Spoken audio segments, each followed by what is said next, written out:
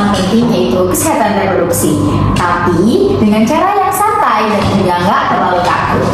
Iya, soalnya topik kali ini tuh sering ya dianggap tabu. Padahal tuh penting banget buat kita pahami, apalagi buat anak muda kayak kita. Betul sekali. Nah, hari ini kita akan membahas sesuatu yang agak berat, tapi menarik banget, tentang fenomena fantasi saudara. Yap, ini topik itu tuh kayak buat orang mikir, ih kok ada sih yang kayak gitu. Tapi tuh faktanya kejadian kayak gini tuh sering banget.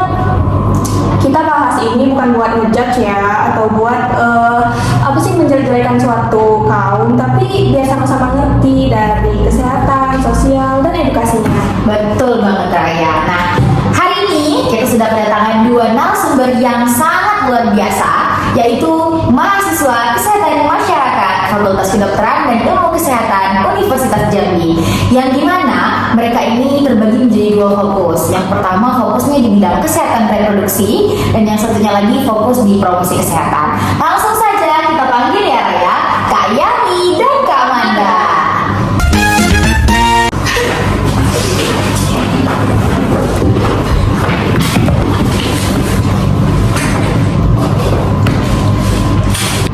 Hai semuanya, makasih nih udah undang kita, dan kami senang banget bisa ada di Waras hari ini. Halo semuanya, topiknya memberat tapi penting banget buat dibahas, apalagi di suasana kayak gini. Oke, langsung aja ya kakak-kakak. Nih, beberapa waktu lalu tuh sempat viral di media sosial, ada grup yang isinya bahas fantasi saudara. Jujur, serem banget gak sih kak? Iya nih, soalnya kayak aku tuh mikir seriusan ada orang kayak gitu.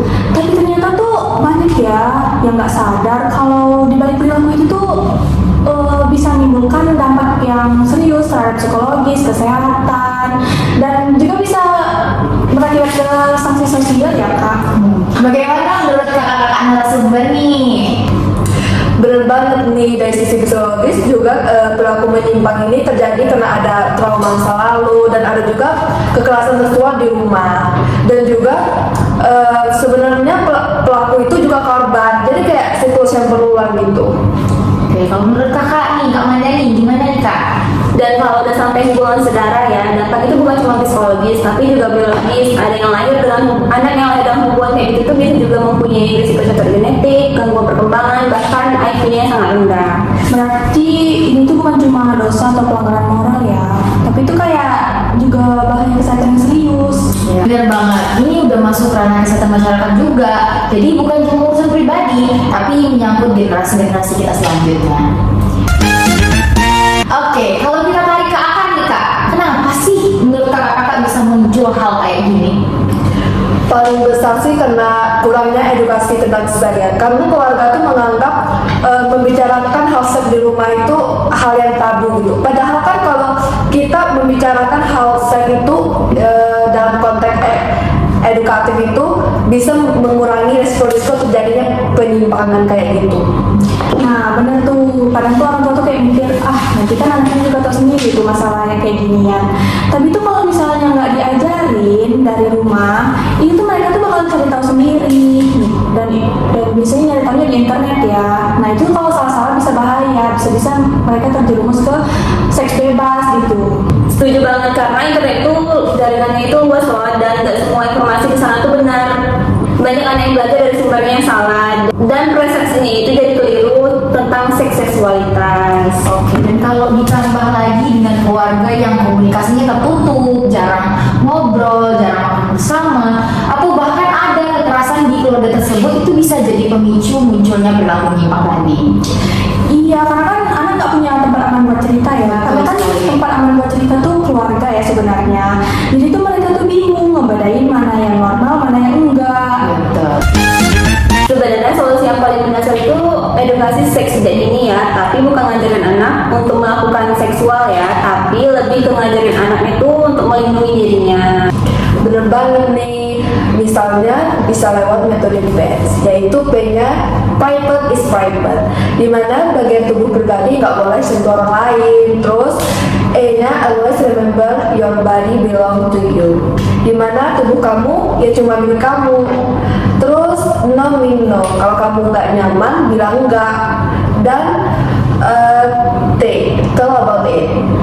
Kamu harus cerita ke orang kalau kamu merasa cerita ke orang yang kamu percaya gitu, yang dapat kamu percaya. Terus S, speak up. Berani lawan orang yang membuat kamu merasa tidak nyaman gitu. Itu keren banget sih, simple tapi ngena.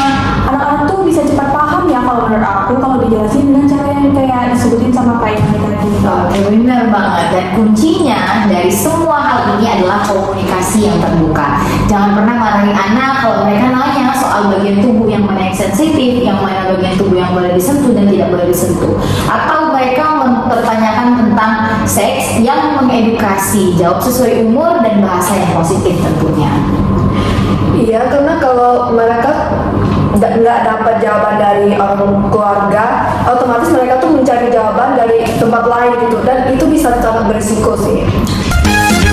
Jadi sebenarnya tanggung jawab edukasi seks sejak dini itu nggak cuma di orang tua ya, tapi juga kayak di sekolah dan lingkungan sekitar tempat anak tinggal.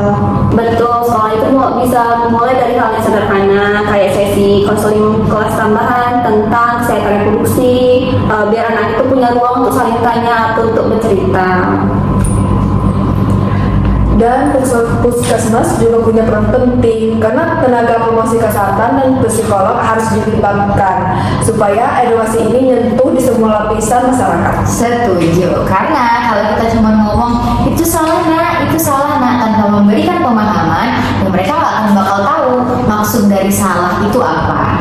Nah bener tuh, intinya tuh bukan buat ngejudge ya, tapi kayak ngajak ngobrol. Karena edukasi itu menurut aku tuh bukan cuma informasi sesaat itu aja, tapi juga soal empati. Wah, pembahasan kita kali ini benar-benar membuka mata ya. Intinya, edukasi seks itu bukanlah hal yang tabu, tapi bentuk kasih sayang dan perlindungan diri untuk generasi kita selanjutnya. Bener banget tuh Salsa, kalau kita pengen generasi yang sehat fisik dan mental, serta moralnya ya, kita tuh harus mulai dari komunikasi yang baik juga di rumah. Ngomongin seks itu bukan dosa ya, asal kontennya edukatif. Justru dengan ngomong kayak gitu, kita bisa cegah hal-hal yang tidak baik. Dan semoga obrolan ini itu bikin yang lainnya itu jadi lebih tahu dan dengar ya tentang pentingnya edukasi seks sejak dini. Amin. Makasih banget buat kakak, buat Kak Yami, Kak Manda, Kak Raya, dan buat teman-teman semua di rumah yang udah dengerin podcast kita kali ini, yaitu